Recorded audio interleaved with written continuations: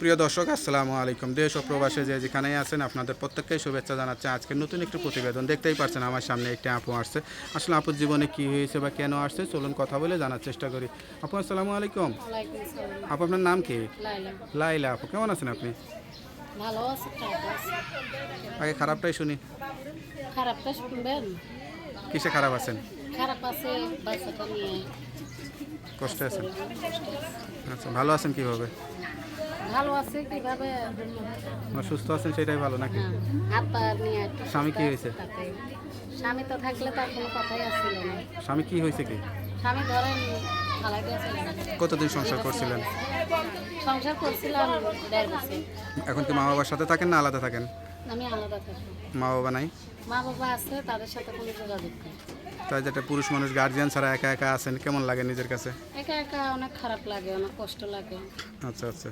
তো এখন কি প্রতিবেদনে আসছেন বিয়ে শাদীর জন্য না সহযোগিতার জন্য? যে বিয়া শাদী করবে সে তো চাইবে যে একটু সহযোগিতা করে পাশে থাকার চেষ্টা করবে। আর যে বিয়া শাদী না করবে সে তো কখনো চাইবে না যে পাশে থাকার জন্য। মানে বিয়ের আগে কি সহযোগিতা চাচ্ছেন? আমি চাইতাছি না, কিন্তু যার ভালো লাগবে সে তো করবে।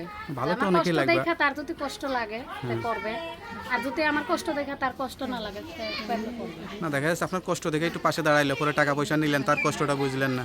তার কষ্ট আমি বুঝবো না কি জন্য? সে যদি আমার কষ্ট এতটুকু বোঝে, তার কষ্ট আমি এতটুকু বুঝবো। আচ্ছা, তো আপনার সঙ্গে কীভাবে যোগাযোগ করবেন? এই যে নাম্বারটা মুখস্থ আছে? নাম মুখস্থ নেই। তো নাম্বারটা আমার কাছে দেন, আমি দেখে বলে দিই। কেউ যদি অসহায় স্বামীহারা আপুটির সঙ্গে যোগাযোগ করতে চান, এই নাম্বারে যোগাযোগ করবেন।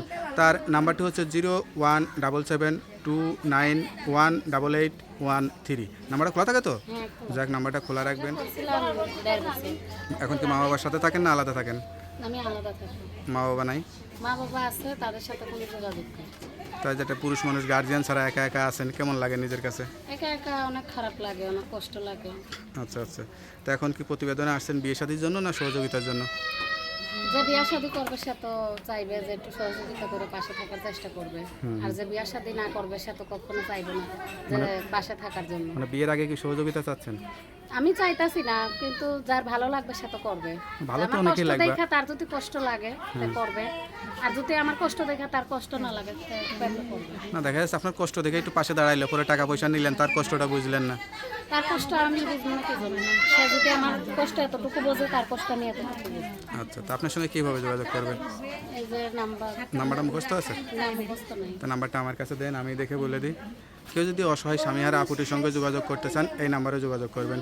তার নাম্বারটি হচ্ছে 017729188813। নাম্বারটা খোলা থাকে তো? হ্যাঁ, যাক, নাম্বারটা খোলা রাখবেন। যত কষ্টই হোক অনেকেই যোগাযোগ করবে, যাচাই বাছাই করে বিয়ে শাদী করে সংসারী হয়ে যাবেন। আর কিছু বলতে চান? না কিছু তো ওকে আপু, ভালো থাকেন, দোয়া করি। আসসালামু আলাইকুম। বলতে